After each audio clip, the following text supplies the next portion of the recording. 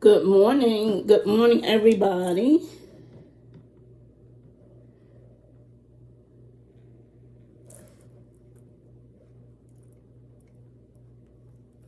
I'm just inviting some people.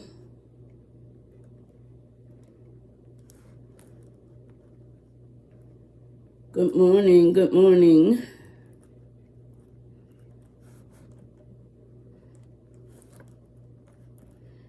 Good morning. Good morning. How's everybody?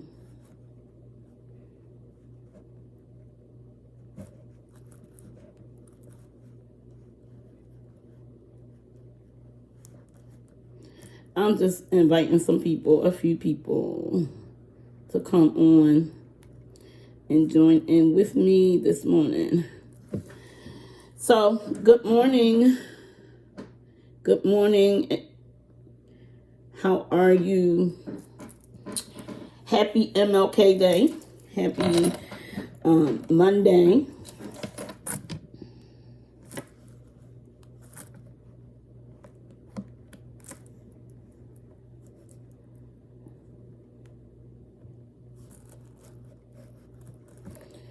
Good morning.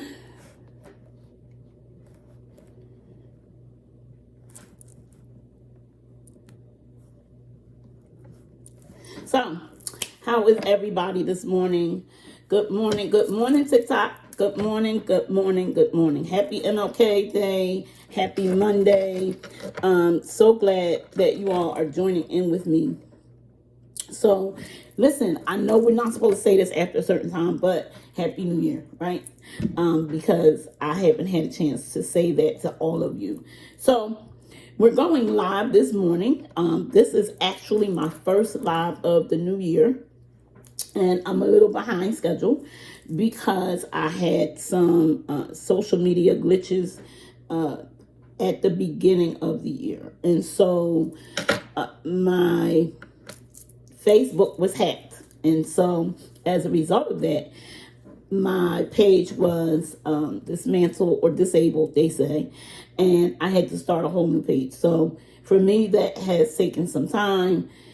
Even this morning, I'm coming on later than I normally would be scheduled to come on because, of course, I had to set up all of my information on all of my devices. Okay, so I think we're good now. I think we are getting back into the flow of things, and we are going to have a fantastic year.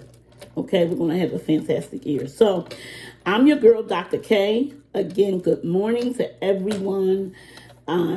I miss you guys, and so we are going to get started.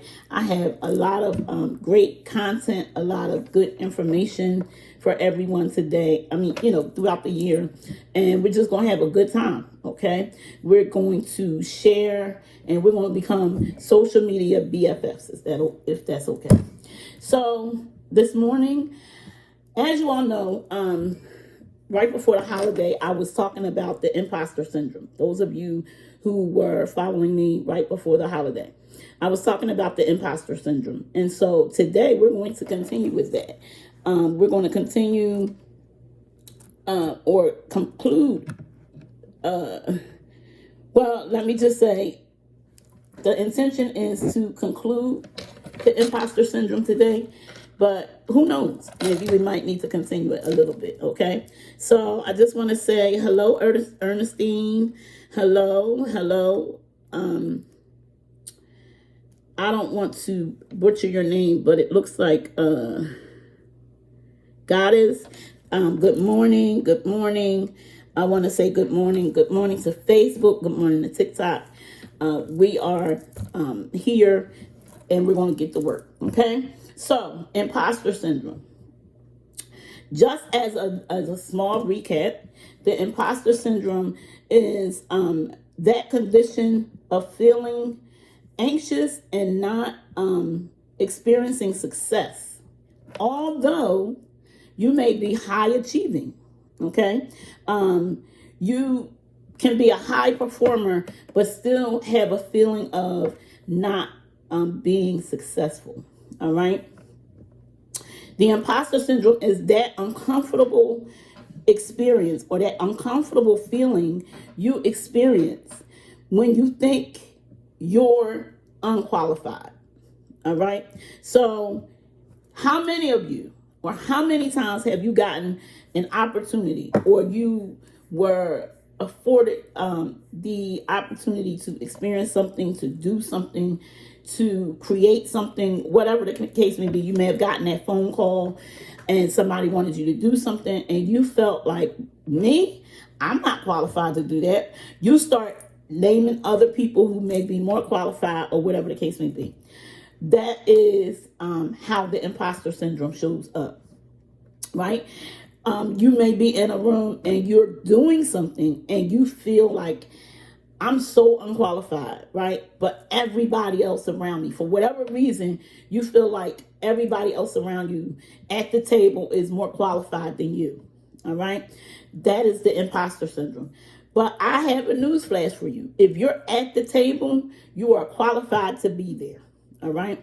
When you are at the table, hi Paula, if you are at the table, listen everybody, do me a favor, tag, like, and share this, because this is important. As we are in 2024, the beginning of 2024, there are so many people who are suffering with the imposter syndrome, okay? And I want to tell you, as I said, the imposter syndrome is that uncomfortable feeling when you're sitting at the table, you feel like everybody's qualified but you. You're called to do a workshop. You're called to preach. You're called to teach. You're called to speak, whatever the case may be. But you feel like everybody is qualified except you. Well, I want to encourage you today and tell you, if you made it to the table, you are qualified to be there. And don't allow you or anyone else to make you feel like you don't belong there. Okay? Granted, other people may be there and they may have tons more credentials. They may have a list of degrees, right? And you may be sitting there and you may not have even gone to college. But if you're there, if you are at the table, you are qualified to be there. Why am I saying that? Because you're there, okay? And God saw fit to place you at the table, all right? And so He's the one that creates the opportunities. He's the one that allows us to walk into doors that we don't think that we're qualified to walk through. So as of today, I want you to remember, if you are at the table, no more imposter syndrome. If you're at the table, right, you are qualified to be there. I don't care if you're sitting there with doctors, lawyers, nurses, politicians, whatever the case may be. You may not know a lick of the information, but if you're at that table, you are, whatever is in you, somebody around you needs. So you're qualified just by virtue of the fact that you're sitting there. All right.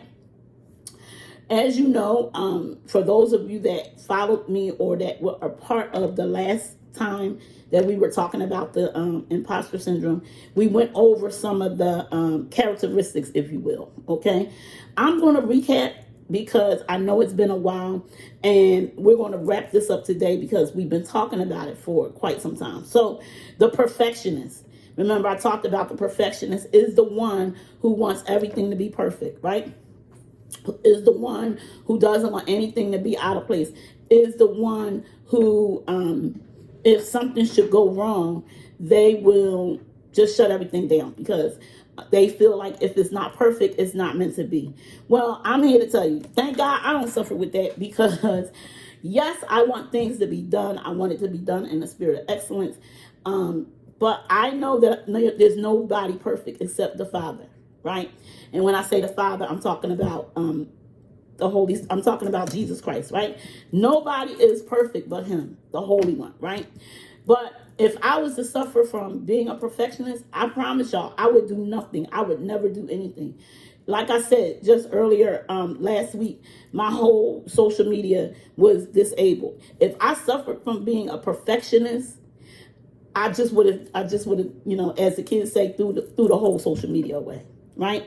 Why? Because as a perfectionist, you feel like if I make a mistake, I'm doing something wrong. But I'm here to let you know, we learn from our mistakes. We grow from our mistakes, okay? And so it's not about doing it perfect. It's about doing it, okay, to the best of your ability. So a person that has the imposter syndrome, one of the characteristics, and this is just one of them that they may have, is being a perfectionist. Okay, perfectionists take a whole lot of time to achieve something, and I said this before, that you will never achieve. You will never be perfect. You might get better, you may get stronger, but you will never be perfect. Another one is the superwoman. Hey, Bishop, hey, my sister. Another one is the superwoman or Superman. Okay, listen, we can't be all to all everybody. The only person who's omnipresent, who can be everywhere at the same time, who can accomplish, who can help everybody at the same time, is Jesus Christ. Human beings, we cannot do that. Okay, we have our flesh, it fails us. It and I really shouldn't say fails us, but it talks to us. It lets us know you're tired. It lets you know when you're out of your league. I see a lot of stuff on social media where people are talking about, minding your own business and taking care of your own affairs and all that kind of stuff. Yeah, that's what we're supposed to do, right? So if we're taking care of our stuff, if we're taking care of our assignment, guess what? We cannot be so engrossed or involved in other people's stuff. That's what gets us in trouble. Okay, a lot of times we're so focused on everybody else, or we're so focused on everybody else's assignment, or we're so focused on pointing fingers at everybody else that if in suffering with the imposter syndrome, we think we can take care of everybody else and still take care of ourselves, but that's just not possible, right? That's God's job. That's not our job. And so as the superwoman, Superman, you all remember, and I know I'm probably going to date myself, but what is it? It's I can bring home the bacon, I can fry it up in the pan and never let him forget he's a man. Listen, I that ain't my story. Okay, if I'm out here, if I bring home the bacon, I'm going to ask him to fry it up. Because I'm real clear. It's only one of me, right? It's only, when I look in the mirror, I only see one person. I see one person with two hands. And the work and the assignment that is on my life is a lot for me. So I can help other people, but I'm not going to be so engrossed that I think I'm the superwoman of the scenario. That's just not what we're here to do. Okay, superwoman or Superman. Another characteristics of the imposter syndrome, and I'm gonna be honest with y'all, this is the one that irritates me a little bit. And this is just my personal pet peeve. So don't y'all go say Dr. Kia talking about people and all that. I'm not. This is my personal pet peeve. One of the other characteristics is the expert. The person who knows everything about everybody, every situation. They always got something to say, no matter what you put on the table. You might put on the table that dirt is white, and they'll say, oh yeah, I remember. No, you don't know everything. Shut up sometimes. Okay? Sometimes be quiet. Listen, learn. And here's the thing. Even if you know, sometimes it's just okay to be quiet and to listen, because you may know a lot, but if in your quietness and listening, you may learn something new. So the expert is the person who feels like they got to interject in every situation. They feel like they know everything. They think they the next Google. But I'm here to I promise you, you don't know everything about every situation in every scenario about everybody. You just don't. Okay? You may know a lot. And you may be very wise. I know people tell me I'm very wise for my years. Okay? All of that may be true. And all of that you can walk in. But don't think for a minute that you know everything about everybody, about every scenario, about every situation. I can tell you, I can't speak for everybody, but for me, that's very annoying. Okay.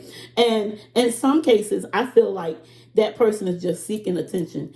Sometimes even what they interject or what they share is irrelevant to the conversation if you really think about it. But because they suffer with this particular area of the imposter syndrome, they feel like they have to always say something. They feel like they have to always interject. Okay. Another area of the imposter syndrome is the soloist. Now, this is the person who wants to be, what do we call, a lone ranger. Okay, they want to be on an island by themselves. And I'm here again to let you know that God did not create us to be alone. What do you mean, Dr. Kia? I mean that He didn't create us to be alone. How do I know that? Well, let's go all the way back to Genesis.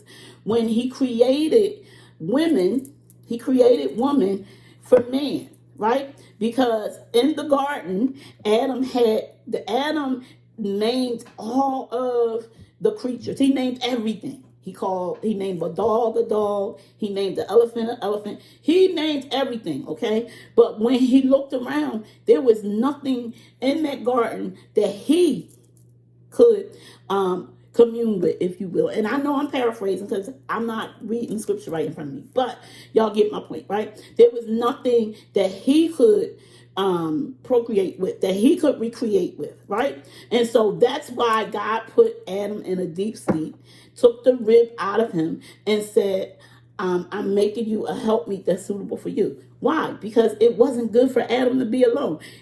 Adam is the only thing that God created and looked and said, it's not good for man to be alone. Hello. Everything else he created, he looked around and he said, wow, that's good.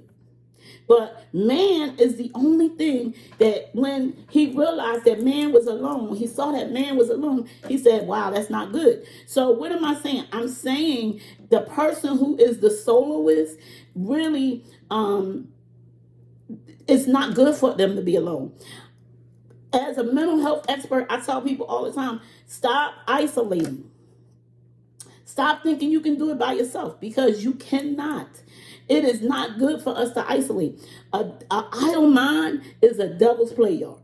So many people who come out of situations and they're super anxious, or they're super depressed, or they had conjured up all of these thoughts that everybody's looking like, where'd you get that from? 9 times out of 10, they spent a whole lot of time alone in their own minds, and they came up with all of this stuff that only makes sense to them.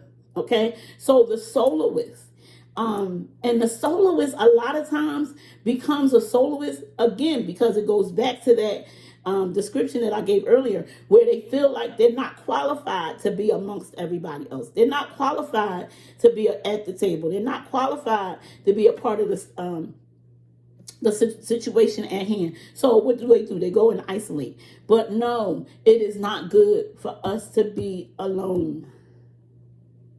One of the first things I ask people when I'm doing therapy is, who is your support system? Because it's going to take more than just you and me to help you on this wellness journey. So who is your support system?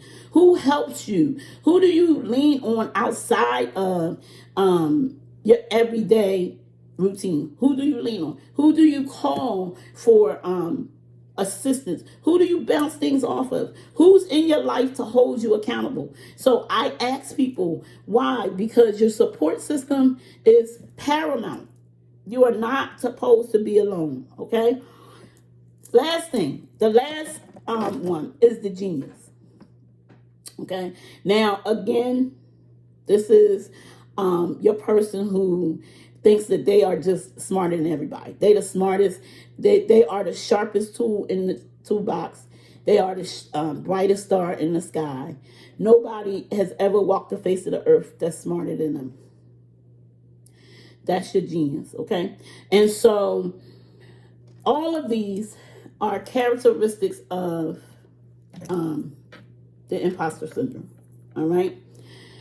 The last thing I want to talk about with the imposter syndrome is how does it manifest itself, Okay, how does the imposter syndrome really manifest yourself? Well, I'm glad you asked. You're people pleasers.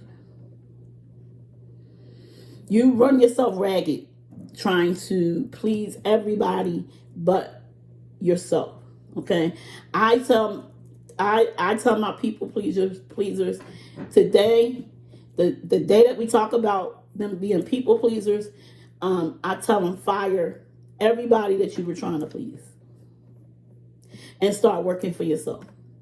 Why do I say that? Because people pleasing is a thankless job, and it's the one thing that you do where everybody's always upset. Now, what do you mean by that? What do you mean by that, Dr. Kia, Bishop Kia? What do you mean everybody's always upset? The whole point of people pleasing is to please those that are around you. Well, newsflash. You fall into the people pleasing because the people that you're trying to please are never satisfied. They're never satisfied. You could do one thing and you could do what they specifically asked you for, right? But then they still not satisfied. It's still not good enough. So your people pleasers they're constantly working. People pleasers work overtime. Hello, newsflash, you're always tired. You want to know why you're always tired? Because you're people pleasing. You're trying to please people who are never ever going to be satisfied. You give them $500, they want $1,000. You give them $1,000, they want $2,000. No matter what you do. And I want to say to I'll just say to those who fall into that category of always trying to please your parents or please those who are in authority or please people who you are trying to get accolades from or trying to get applause from. Stop it, because it's never going to happen. Listen, people already make up their mind. And this is something that I learned personally. And I'm going to help some of y'all today. I'm going to free some of y'all today. I personally learned that if you're going to be a part of the in crowd, you're going to be a part of the in crowd. It doesn't matter what you do. It doesn't matter what you say. It doesn't matter how you say it. It doesn't matter how much you work. It doesn't matter how much you give. People have already determined who their put it like this, who their disciples are going to be. That's already predetermined. Okay, so you're doing all this extra stuff. You're going broke. You're trying to find ways to ease your way into the inner circle. And listen, stop. 2024, stop it. Because as a people pleaser, you're going to work yourself into the ground. You're going to look this time in 2025 and you want to say, I'm at the same place that I was last year. Because why? I fell into that role of people pleasing and I didn't accomplish any of my goals. People told me that my goals weren't important and I put my stuff on the back burner to help them with theirs. And guess what? They still not satisfied because you didn't do it right. You didn't give enough. You didn't spend enough time. You didn't, whatever the case may be. Okay, stop it.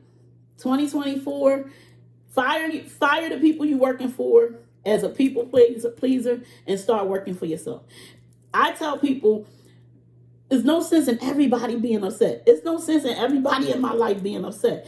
And people may ask, what are you talking about? Well, listen, as a people pleaser, and I can speak on this. Okay, this is passionate to me because I used to be one of those people, right? My thing was, I'm trying to work and please everybody else. I gave up my goals. I gave up my dreams, or I put my stuff on hold. And I'm trying to get on board with this person. I'm trying to help this person. And I'm trying to push this person. And I'm trying to encourage this person. Guess what? And I still wasn't the chosen one. I still wasn't the one that was picked. I still was the one that was overlooked. I still was the one that was silenced, right? And so as a result, I felt bad. And they obviously weren't satisfied because they still wanted more. No matter what I did, it still wasn't enough. And so what am I saying? I'm saying, and there's no sense in all of us being upset. So it's more important for me to please who? God first and me. As long as I'm happy, As long as God is satisfied, we good. Everybody else, they gotta catch up. It's just that simple. I'm trying to help you to free your mind. People pleasing gets you nowhere. Okay? We talked about perfectionism.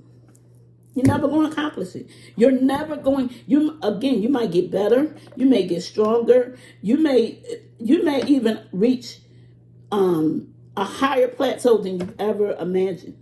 But it's still not perfect because you'll never be perfect. Okay? Paralysis. This is the complete opposite. And it's paralysis and procrastination. They kind of, although they're different, they kind of work the same because you're so caught up, or you feel so damn, or you feel like you don't qualify. You run into being paralyzed. Okay, you can't do anything. You stop being motivated. You stop working. You stop dreaming. You stop. You become paralyzed. But that is never what we're supposed to do. Listen, I tell people all the time, comparison is the greatest dream buster out there. You want your dreams to be busted up? You want your dreams to go to the wayside? Start comparing who you are, what you have, how you do it, how you speak, how many followers you have. Start comparing yourself to all that stuff, and you will find yourself doing nothing. Because comparison when you compare yourself to somebody else, you start feeling like, I really don't qualify, or I'm really not equipped, or God, what am I doing wrong? We start to feel that way, right? But I'm here to let you know that we don't compare yourself, especially not to what you see on social media. Because basically, most of what you see on social media is what people have chosen to put out there for you to see. So they're not going to let you see. They're not going to tell you the real deal. They're not going to tell you how they got that. They're not going to tell you the tears, blood, and sweat they had to go through to get it. They're not going to tell you how many years it took. Okay? They're not going to tell you any of that. So when you are comparing yourself without all the information, you are shooting your own self. You're shooting your own dreams. Hey, nephew, yes, it can oftentimes be deceptive. 9 times out of 10, what you see on social media is not the real deal. It's not. And so for those who are suffering with the imposter syndrome, paralysis seeps in when you're comparing yourself. Listen, I suffer from it. Now, let me let y'all, I shouldn't say I suffer from it. Every now and then it creeps up. Okay, that's a better way for me to say it. But I know I'm the best out there. And I tease my family all the time. I say, y'all didn't believe me when I said I was the best, right? But then I started getting awards. And the awards were saying, given to Dr. Kia, best therapist. So in 2022, I got an award for best therapist of Upper Darby. Another time, I got an award for a rising star or something to that effect, right? I'm actually I've been nominated for an award that I'm being honored at on this coming Saturday. So when I get all these awards, right, I tell my family, I said, see, I told y'all, I'm the best. I am the best, okay? But even I will question when I start comparing myself to maybe somebody else. And here's the thing. Sometimes, and I'm going to really mess y'all up, sometimes I'm comparing myself to people who's been in the field a lot less than me, because I got 30 plus years behind my belt. So I'm comparing myself to people who nephew, what you laughing at? I'm telling the truth. I may be comparing myself to somebody who's been in the field a lot less. Somebody who, a lot of these stars are talking about mental health, but don't have credential first. But I'm comparing myself. A lot of people, and I'm just putting it out there, a lot of people doing therapy and doing classes and all those things, Listen, I ain't mad at them. They learn what they learn and they know how to work it. But guess what? They don't have a fraction of the lived experience that I have. And I tell people all the time, even my clients, when I meet them, I say, listen, yes, I can give you a list. I can give you a resume. All right? A resume. My curriculum vitae is about 3.5, 4 pages long. Between all of the jobs I've had in this field, between all of my credentials, between all of my awards, between all of my books that I've written, yeah, it's almost 4 pages long. But I tell people, that's not what makes me the best therapist. Those are the things that society said I needed to have in order to make it in this field. But that's not what makes me the best therapist. What makes me the best therapist is my lived experience. So when somebody comes to me and they're saying, "Oh, I have 3 sick children, or I have 2 sick babies," I can speak to that because I lived through it. I had when somebody comes and say, "I have twins and I'm not getting no sleep," or I can speak to that because I lived through it. When somebody comes and they say, I suffer with the imposter syndrome, I'm a people pleaser, I can speak to that because the Lord has delivered me from that.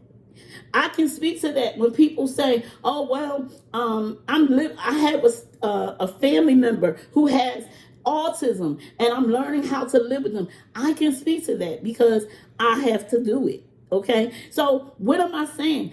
It's not all of the stuff that society has deemed necessary for me to do my job. Yeah, I gotta obey the lands of the law. I gotta obey the law of the land. The law of the land. But I also, it's what God has allowed me to go through. When somebody comes to me and they talk about being traumatized and they talk about what it's like after being carjacked, I can speak to that. And I can talk, I may not be able to tell them how they should go through it because everybody's experience is different. But I can surely talk about the trauma. I can surely talk about how the trauma made me feel and what motivated me to have hope beyond trauma. I can talk about that. I can talk about what it was like to be traumatized in the church, being molested as a child. I can talk about that because I lived through it. And listen, I can not only talk about being molested in the church, but I can talk about how being molested in the church, I still choose Christ. I still make Christ my choice. I can talk about that. And I can talk about when people come to me and they say, "Well, I don't understand how God doesn't love certain groups of people." And I can dispel that myth and say, no. God loves us all, but he hates the sin. I can talk about that. I can talk about it in ways that other people may not be able to tackle it. That's what makes me the best. That's all I can say. And then we have our procrastinator, the person who just sits around and, they get to it whenever, but they never get to it. And so after today, I want you to look at yourself and say, what categories do I fall in? Where do I need God to heal me? Where do I need God to deliver me? Yesterday, I had a consultation for a project that I'm working on, and the individuals that I asked to help me with this project, they said, "What do you say you do, Dr. Everett? What do you say your mantle is or your expertise?" And I said to them, I said, "Everything I do is centered around hope. Everything I do." And then they mentioned deliverance and healing. And I said, "That's it. That's exactly it. Hope, healing, and deliverance." Now, no, I'm not talking about deliverance the way you guys may be picturing it, where we're standing at the altar and people are casting out demons.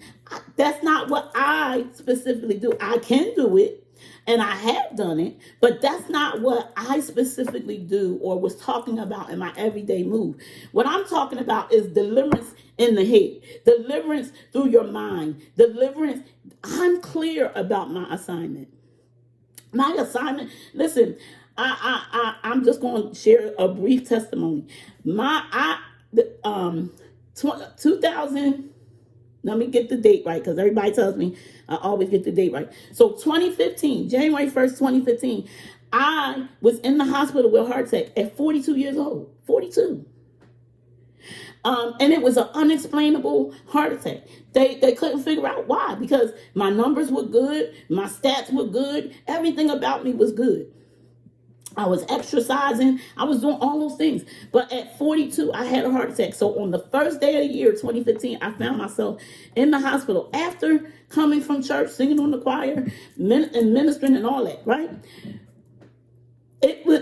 I tell people, and I describe it, I say the pains were so bad that when I woke up and saw the clock say 6, I think it was either 6 or 6:30, I was amazed.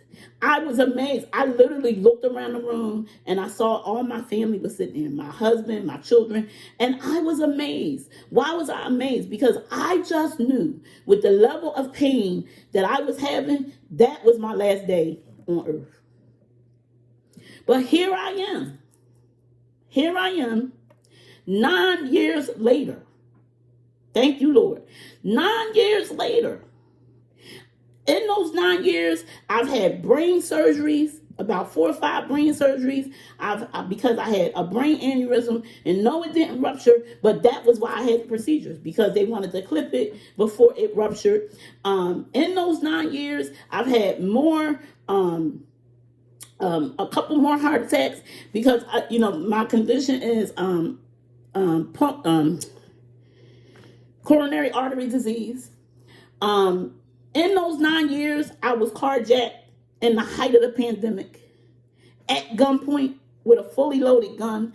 A bullet was in the chamber, and he had that gun pointed in my face and carjacked me. Took all my belongings. I have this book here that I was going to talk about today, but I'm not going to get to it today. But this was the book I released the day I got carjacked. This book, Create Your Purpose. And all of my books, it was raining that day. All of my books was slung all across the street because they didn't want the stuff in the car. They just wanted the money. And I don't even know how much was in there. Okay. But I drive a Lexus, and the police found my car in record time, because Lexus has its tracking system. Okay. But what am I saying? I'm saying I know for a fact that God didn't bring me through all of those near-death experiences to be comparing myself, to be slacking, which I do, and I repent, okay? He didn't bring me through all of that to sit and watch everybody else do what they've been called to do. He brought me through that for the purpose of speaking and dealing with the issues that a lot of people don't want to deal with, aren't qualified to deal with, or are ashamed to deal with because it may pull back the covers on themselves. So what am I saying? My mantle, my assignment here on earth is to do 2 things. Take both things that I love, both things that I'm passionate about, and that is faith and mental health, and bridge the gap. I couldn't say it like that before, but I'm clear about that today. God's assignment for me is to take both things that I love, because I love preaching the word, I love empowering people, and I'm passionate about the pandemic of mental health, if you will. And he has left me here on earth to bridge the gap between those two. I say it all the time.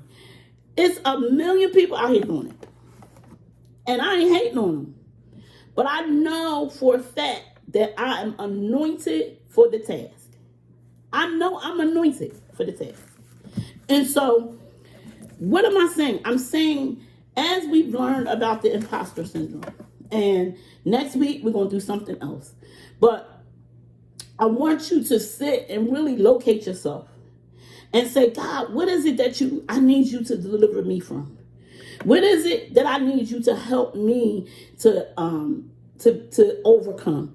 God, I don't want to be in a situation where I can't achieve what you've called me to achieve because I'm suffering from feeling like I'm not qualified. Listen, there are many tables I'm not qualified to sit at. But I had to learn, if I'm sitting at those tables, I am qualified by virtue of the fact that God qualified me. So ask God, God, what is it that I need to do? How is it that I need to seek your face? What is it that I need you to do in my life to bring me through this feeling of feeling like I don't qualify? God, I know that everything you've called me to, that I'm qualified. I know that you're going to make provision. But sometimes we allow the enemy to take over our thinking. We allow the enemy to take over our processes and speak to us and have us believing that somehow God made a mistake. Friends, my brothers and sisters, I want you to know God didn't make a mistake. He knew exactly what he was doing. And so whatever that assignment is on your life, I want you today to embrace it. No, it may not look like everybody else. I might not have, 4,000 and 5,000 followers on my lives, but guess what? It gets to the people. It gets to the audience that it needs to get to. Okay. It impacts the lives that it needs to impact. No, I may not be the person that is known necessarily worldwide, but I can say that I'm an international speaker because I have spoken internationally. Okay. But if I allow all of those things to intimidate me and I allow all of those things to seep into my head and I buy into that, I would never do anything. I would never do anything. And so, I want to encourage you today. No more procrastination. No more assignment paralysis. No more. If you're at the table, if God brought you to the table, you qualify to be there. Trust him. He knows what he's doing. Okay? And so, I'm your girl, Dr. K. I pray that something was said today that helped you on your journey, that enlightens you, that encouraged you to continue keeping on. I pray that you will continue to follow. One thing I will say, as I said before, I had to start all over. So for those of you that joined me today, please set your notifications and set whatever you need to set so that you know when I go live. You will be seeing a whole lot more because this year, I have made a commitment that I'm taking my assignment and I'm taking it to a whole nother level. So how they say, be prepared to be sick of me, right? Because I have sat long enough and I have watched other people become great and get rich off of less knowledge and nuggets that I'm dropping. Okay. And no, I'm not saying that it's about becoming rich. That is not what I'm saying. But what I am saying is that if they can do it, surely I can do it. And so I'm not going to allow paralysis and the things that I personally have suffered from to interfere. Sorry, guys, to interfere with what God has called me to do. So again, this is your girl, Dr. K. I did have a couple of things I wanted to announce. As you all know, I do have, I am the CEO and founder of Finding Your Way Mental Health Urgent Care. We provide urgent therapy services for individuals who call. We try to provide those services within the first 24 to 48 hours of their initial call. So the name of that practice is Finding Your Way. Also, I wanted to announce resources that you can tap into that will help you on your journey. This one is Create Your Purpose. These items, all of these resources can be found on my website, and I'll put it in the chat. But for those of you that want to take it down, it's www.findingyourwaynow. www.findingyourwaynow.com. Okay. So this is Create Your Purpose. This is a gratitude journal and planner of affirmations, okay? Life with a Twist. Now, this book I wrote several years ago. This book is actually the book that I wrote when I was going through my process after having a heart attack. And I talk about, my journey from the finances, the health journey, the emotional health journey, the emotional spiral, and all of those things. I talk about that in this book. But I also give strategies on how to build your life in the midst of a crisis. So this book, Life with a Twist. I also have several other books. I have some ebooks, Hope Beyond Trauma. Because guess what? There's hope beyond everything that we go through. So Hope Beyond Trauma is an ebook. ABCs of Intentional Faith. I believe that in order for our faith to work, we have to be intentional. And so I have an ebook, ABCs of Intentional Faith. I also have a book, guess what, for my married folk. I have a couple of books, but this book is an ebook, and it's called Mental Health, Marriage, and Caregiving. Mental health, marriage, and caregiving, because many of us find ourselves in caregiving positions in marriage, okay? Ministry is More Than Preaching is another book that I have. And then you can find some other books of mine on Amazon. Those books are Self-Care is Paramount. That is it's like a journal book, okay? It's all about me. That book is a book that I encourage people to get when they're going through therapy so they can document their therapy notes. Self-Care and Wellness Word Search. Now, I'm a word search fanatic, and I like puzzles. And so why not create a book that is what I do and some of the enjoyment. So we have a word search book as well. Now, that's just to name a few. I don't have them all here with me today. But as you get to know who I am and start to really follow my process, we will,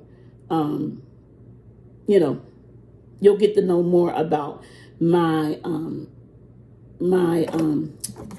what's the word I'm looking for? Products. Okay? So, listen, guys, thank you so much for tuning in with me today.